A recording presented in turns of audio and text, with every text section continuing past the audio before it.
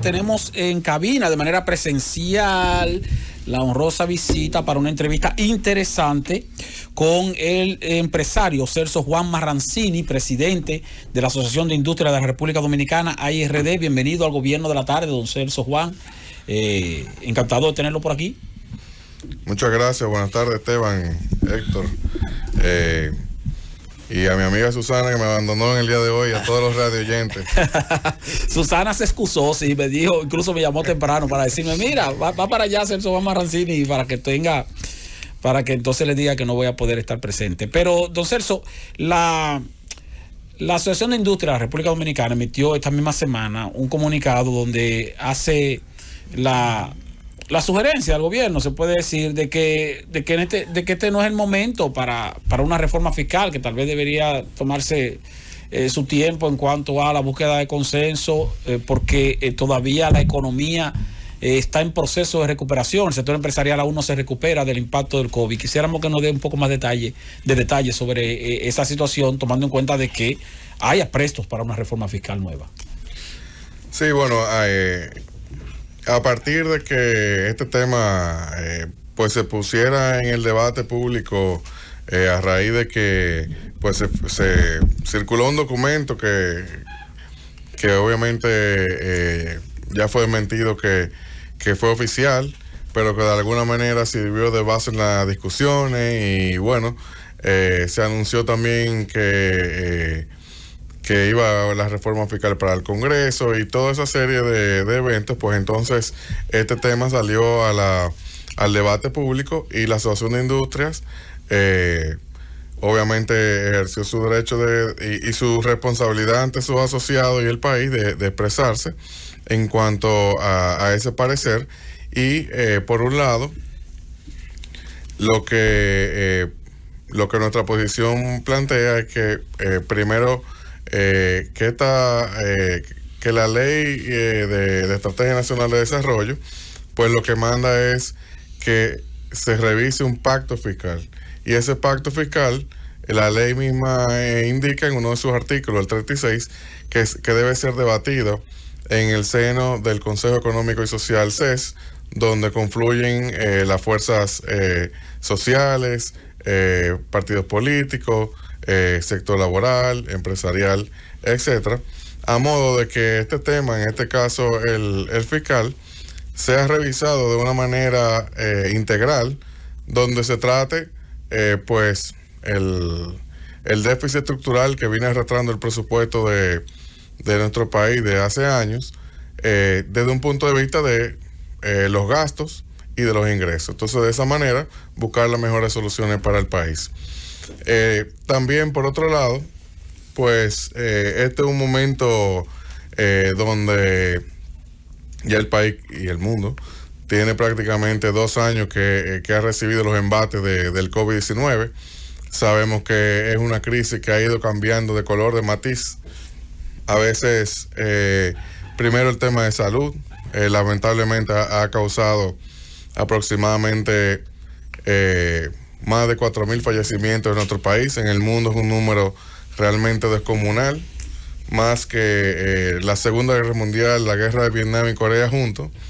Entonces, también ha generado un impacto económico, primero por las consecuencias de las medidas restrictivas que imponía la pandemia para que no afectara más, y por otro lado, por el efecto de luego arrancar el mundo a plena marcha y pues ocurrir todo esto de balance que hay ahora mismo, donde por un lado aumentan los costos, los commodities, hay entaponamiento en los puertos, hay algunas escasez en alguna parte del mundo, y los fletes se han disparado de una manera totalmente desproporcionada, porque estamos hablando que hay fletes que hoy en día cuestan más de 10 veces lo que costaban o lo que cuestan en una época normal, por llamarlo así. Entonces esto ha tenido un impacto en los artículos de primera necesidad,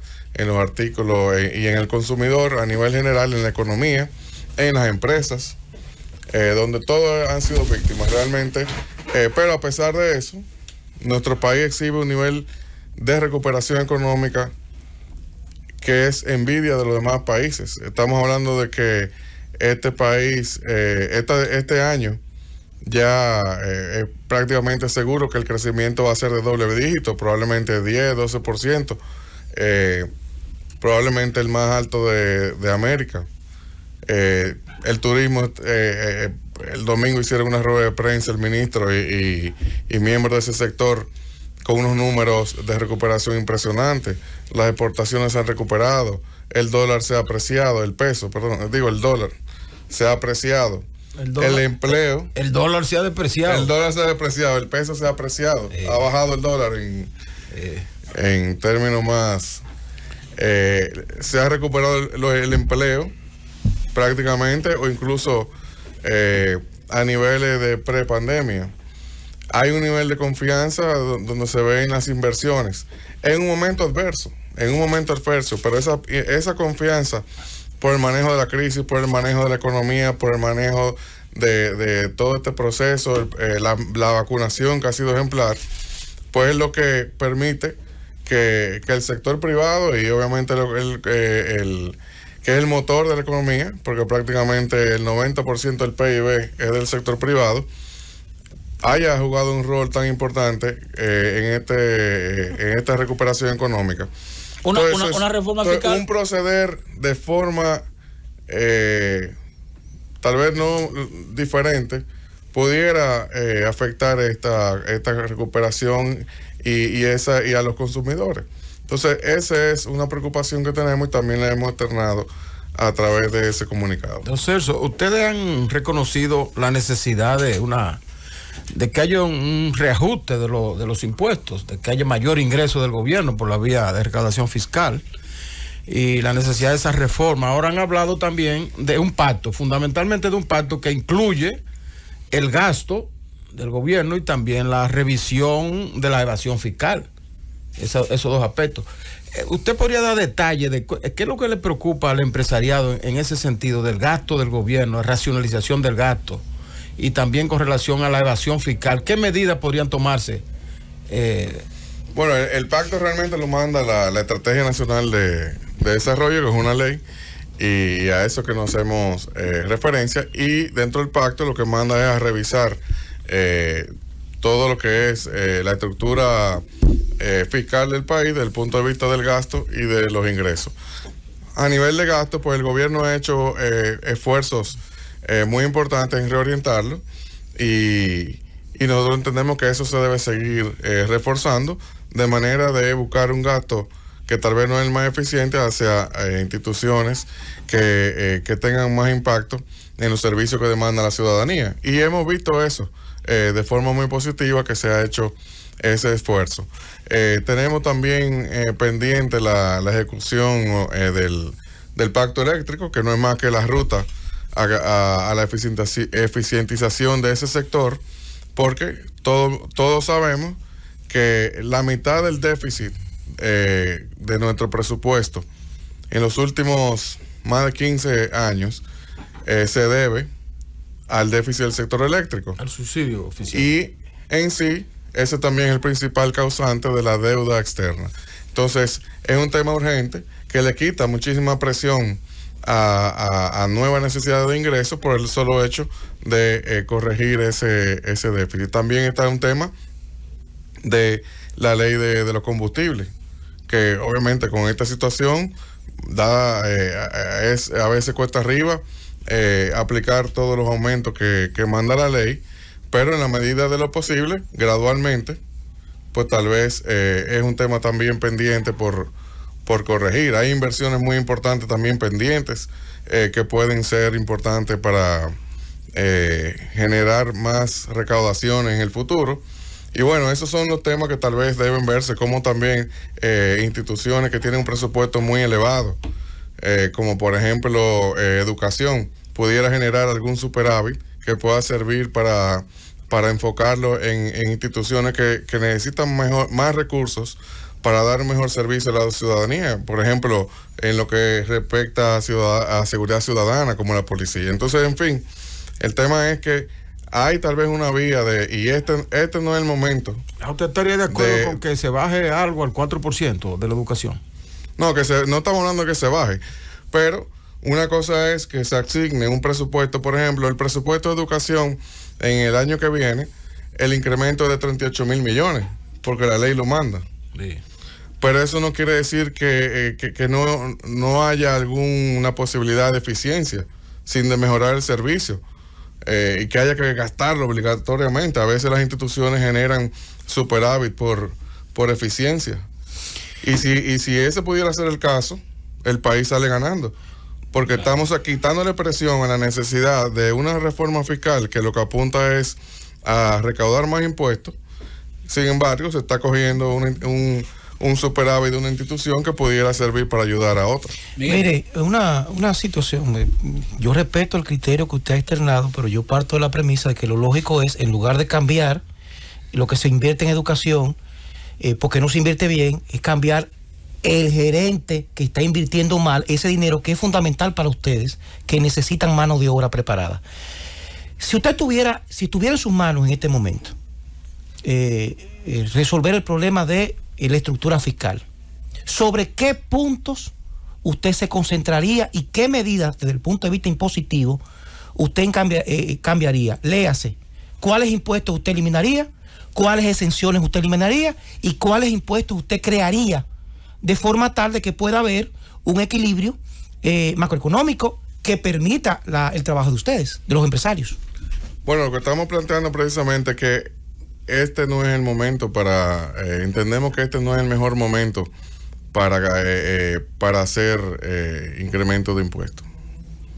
Es preferible enfocarse en reducir el déficit del sector eléctrico, de ir adecuando gradualmente el déficit que hay también en la refinería de petróleo. Es también preferible evaluar proyectos de inversión que hay en el país pendiente por permiso de medio ambiente o por algún tipo de permisología para poder dinamizarlos, claro. Y que en el año que viene o en 2 años, cuando estén listos, puedan empezar a generar más ingresos fiscales, y trabajar con las instituciones de mayor a menor presupuesto, buscando esos superávit que ya el gobierno lo ha estado haciendo, y realmente es un esfuerzo que vemos de forma muy positiva para tratar de atender lo demás mientras se mantiene controlado el déficit. Y en su momento, pues los organismos internacionales, las calificadoras, que son las que muchas veces nos quieren presionar para tomar medidas, a veces no en el mejor momento, pues entonces que vea que aquí realmente se está haciendo un esfuerzo. Pero no solamente eso, que aquí hay estabilidad, que aquí hay paz social, que aquí hay un crecimiento económico envidiable para otros países, que aquí hay estabilidad política de hace años, y que aquí la pandemia se ha manejado de una forma ejemplar. Ayer se dijo aquí. Entonces, el país lo que debería recibir es una calificación excepcional. Ayer el economista... Pero no necesariamente sea el mejor momento de aplicar nuevos precios y poner en riesgo esa trayectoria, mire, esa estabilidad y esa confianza que hay. Respecto a eso, ayer Aristides Escudero, el economista muy preparado, estableció que fue el gobierno que se comprometió con las casas calificadoras de que a junio de este año iba a haber una reforma fiscal. O sea, que en esencia es una situación bastante complicada. Don Celso Juan Marrancini, presidente de la Asociación de Industria de la República Dominicana. Tenemos que ir a una pausa. Cuando retornemos, entonces seguimos con esta interesante entrevista. Francis, a propósito del comunicado que emitió la Asociación de Industria sobre este tema, y de que la Asociación de Industria es de bastante importancia como peso en la economía, ¿el gobierno ha hecho algún acercamiento con los industriales para plantearle cuál sería entonces la propuesta o cuál sería el procedimiento no adelante, si van a ir o no al Consejo Económico y Social, o si todavía ustedes no tienen información oficial de parte del gobierno como tal? Sí, bueno, primero que nada, las vías de comunicación siempre están abiertas, y realmente este es un gobierno que siempre ha demostrado mucha apertura al sector privado. Se han hecho muchos esfuerzos en conjunto, sobre todo con los retos que ha planteado la pandemia. Y eso es parte de la confianza que se exhibe. O sea, que esto no es un tema de confrontamiento ni nada por el estilo, sino sencillamente de,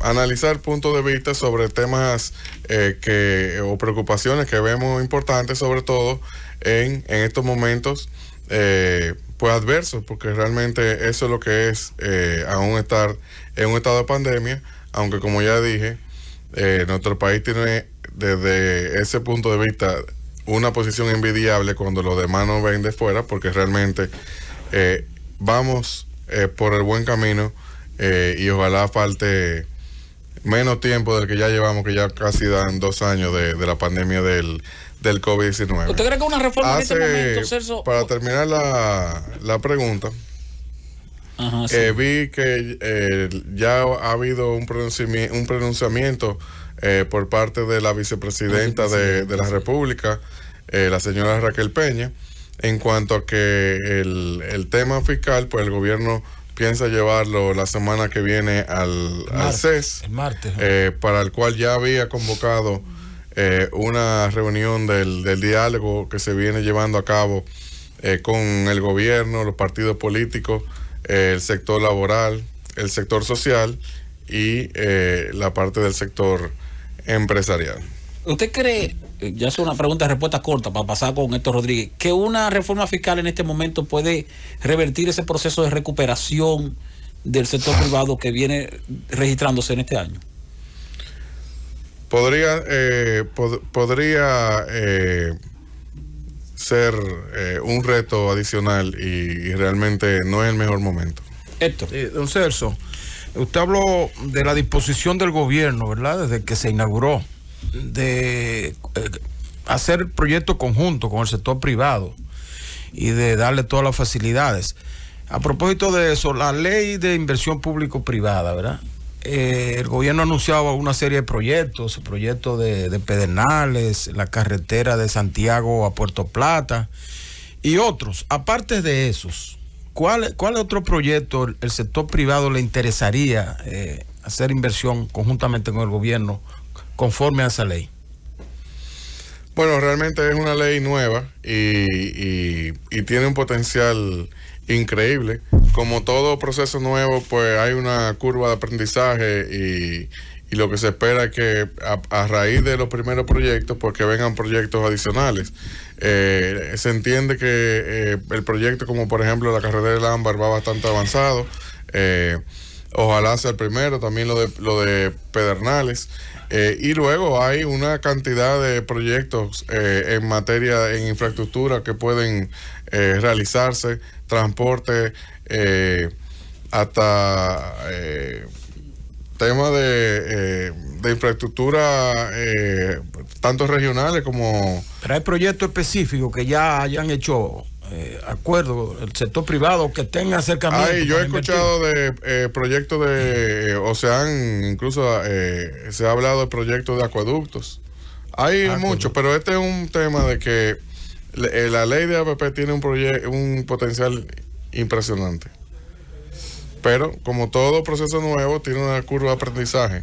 Y de lo que se trata es de que estos primeros proyectos salgan y vayan generando esa dinámica de atraer más proyectos que de seguro vendrán. Y eso va a ser muy importante para el desarrollo del país. A una parte importante de la sociedad, a propósito de esa alianza público-privada, le preocupa ese tipo de alianzas, porque por lo regular el sector privado, cuando salía al Estado Dominicano, es para llevarse todo y al final dejar el bagazo, como ha sucedido con todo, porque el sector eléctrico es un ejemplo claro de lo que no se debe hacer en alianza pública-privada. Pero a mí me gustaría